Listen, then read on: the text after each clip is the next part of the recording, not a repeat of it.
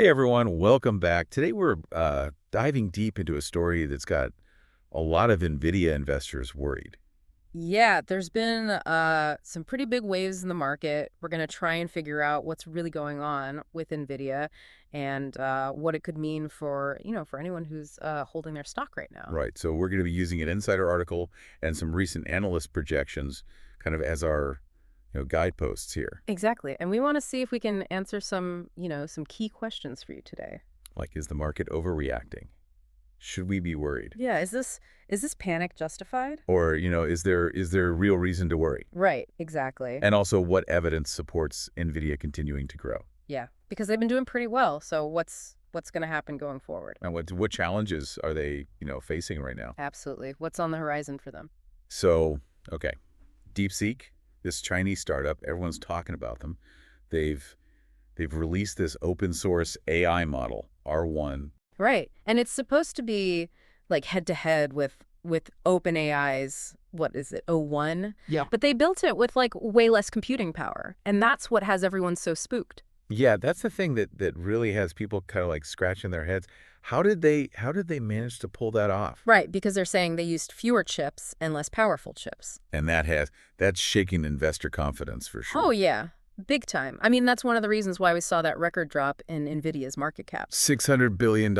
In one day. Yeah. Like, come on, that's unheard of. That's the biggest single-day drop in U.S. market history. It is insane. So it shows you how concerned people are that maybe DeepSeek has found, like, a better way to do things. Right, yeah.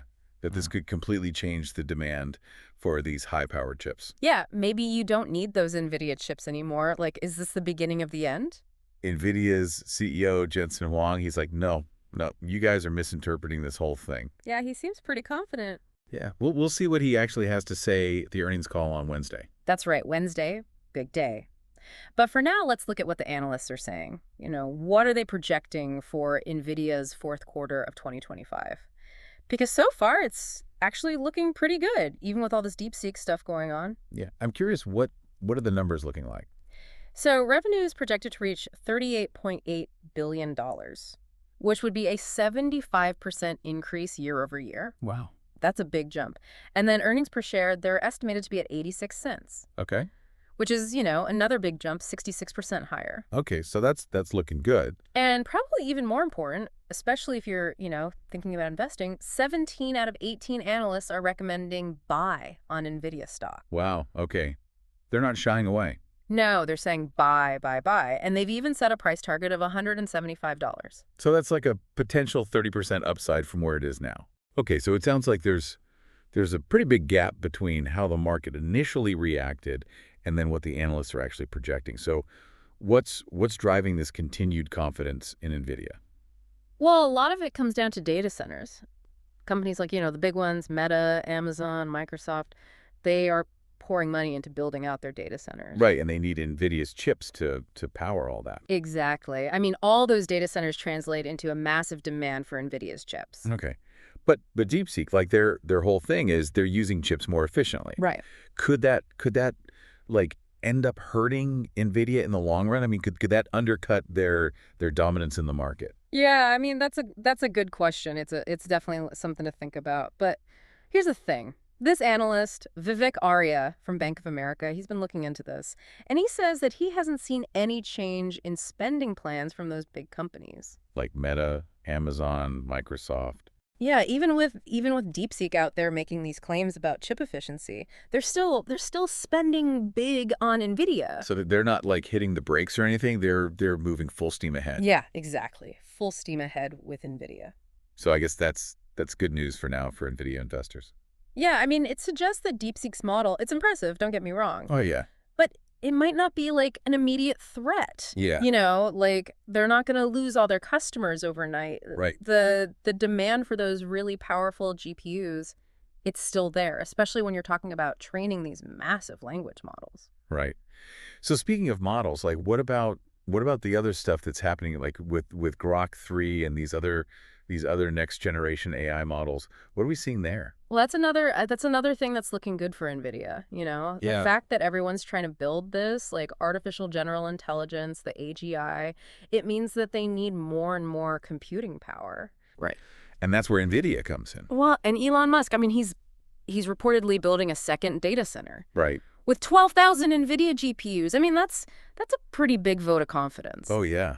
He's putting his money where his mouth is, you know? Yeah. He's not messing around.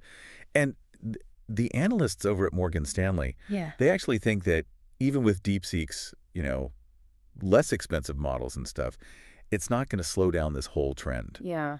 Like the need for these high-performance chips, it's just going to keep growing. Okay, so we've got data center demand. We've got this push for AGI. It all seems to be pointing in the right direction for Nvidia. But what about their own product line? What about the Blackwell chip series? How's that been doing? Blackwell. Yeah, that's a big one for Nvidia. They had some hiccups at the beginning, you know, like manufacturing stuff. Yeah, there was like some overheating issues, I think, too. Right, exactly. Like it wasn't a smooth rollout. Yeah. But the analysts are saying that things are looking up. Like they're going to ramp up production, sales are going to pick up. So are people less worried about that whole like botched rollout thing? Yeah, it seems like it. This analyst, Timothy Arcuri from UBS, he said that investors are starting to chill out a little bit. And he thinks if the sales numbers are good, it'll really calm everyone down. Okay. So we've got Daniel Morgan too. Oh, yeah. He's a senior portfolio manager over at Synovus. He's saying the demand for Blackwell, it's going to outstrip supply for several quarters. That's what he said. So that could mean big profits if Nvidia can keep up, right? Oh, absolutely. Okay, so what else do investors need to know about Blackwell? Like what's the important stuff? Well, the UBS analysts, they're predicting that this past quarter, this was like the last one where Blackwell chips won't be the majority of Nvidia's GPU sales. Okay. Like going forward, they're saying Blackwell is going to be the main product. Okay. So that's a big shift. Big shift. And that means higher profit margins. Which is what investors want to hear. Okay, so things are looking good for Nvidia. But we can't ignore, I guess, like the global politics stuff. Like Right. what's going on with President Trump and China? Yeah, we got to talk about the elephant in the room, the political landscape. Yeah. It can make things a little dicey. So there are these new regulations about exporting high-powered chips to China. Right. They're in like a 120-day comment period right now. Yeah. But everyone's pretty sure Trump's going to let them go through. And he's also talked about putting tariffs on Taiwan, which is where TSMC is. Right. And TSMC, that's where they make Nvidia's chips. Right. They're the manufacturing partner. So, yeah, if those tariffs happen, it's going to cost Nvidia more to make their chips. And that could hurt their profits. Yeah, exactly. So there's a lot of good news for Nvidia, but we got to keep an eye on these political things too. Right. That's kind of like the big question mark right now. It's the wild card. Okay, so we've talked about a lot. What's the, I guess, the takeaway for investors? Like, how should they be thinking about this whole DeepSeek situation and what it might mean for Nvidia? Yeah, it's a lot to take in, right? But I think the main thing to remember is DeepSeek, yeah, they've shaken things up a bit. But it's not like a guaranteed game over for Nvidia. So maybe that initial market panic, maybe that was a little bit of an overreaction. It's possible. I mean, you got to remember, the demand for those Nvidia GPUs, it's still really strong. The data centers are still spending a ton of money.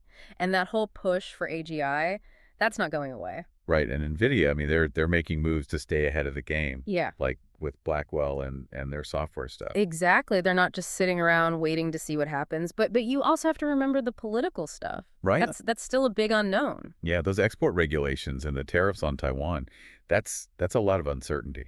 Yeah, it could definitely have an impact on Nvidia's bottom line. Yeah. So I guess the big question for investors is what do you focus on more? Yeah, like how much weight do you give to that initial market reaction versus like the fundamentals of Nvidia's business? Exactly. Because the market, it can be kind of emotional sometimes, you know. It reacts quickly. But strong companies, if they've got a good strategy, they tend to do all right in the long run. Right. It's about like looking past the short-term noise and focusing on the bigger picture. Exactly. And with Nvidia, I think the bigger picture is still pretty exciting, especially if you believe in the whole future of AI. Yeah. Okay, well, thanks for breaking all this down. Hopefully this has helped everyone kind of sort through all the DeepSeek stuff. Absolutely. It's a complex story, but, you know, investing, it's all about understanding the complexities. Yeah. Well, that's all the time we have for today's deep dive. We'll be back soon with another episode, so make sure you subscribe. so you don't miss it.